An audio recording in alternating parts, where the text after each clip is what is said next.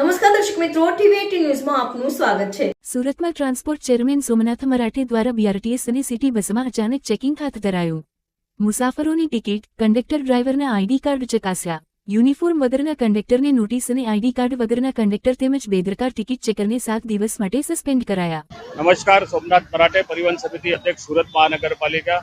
આજે પેસેન્જર દ્વારા અમને જે ફરિયાદ મળી હતી જે ટિકિટ બાબતની, એટલે પેસેન્જર દ્વારા ચેકરને પણ ફરિયાદ કરી હતી। ચેકરો નિયમિત ચેકિંગ કરવા માટે આવતા નથી, તો અમે જે આકાર એજન્સીના ચેકર અને જે કંડક્ટર છે, આજે અમે કોમલ સર્કલ પર જે 105 નંબરની બસને અહીંયા રોકી હતી।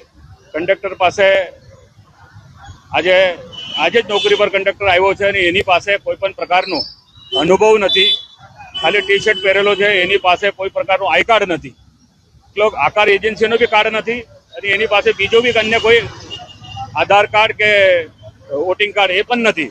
તો એને કેવી રીતે મતલબ આપણે કંડક્ટર માની શકાય? એના કારણે એને પણ અમે 7 દિવસનો સસ્પેન્ડ કર્યો છે અને એનો જે ચેકર છે જીગર દેસાઈને બી અમે 7 દિવસનો સસ્પેન્ડ કર્યો છે અને આ બંનેનું ખુલાસો આકાર એજન્સી નહીં આપે તો આકાર એજન્સી પર પણ મોટી કાર્યવાહી કરવામાં આવશે। આજે અમે જે ચેકિંગમાં અમે નીકળ્યા છે, જે બસ અમે પકડી હતી એમાં કોઈ પણ પેસેન્જર ટિકિટ વગરનો મળ્યો નથી, પરંતુ કદાચ એમને મેસેજ મળી ગયો હશે એટલે કદાચ ટિકિટ આપી ચૂક્યા હશે।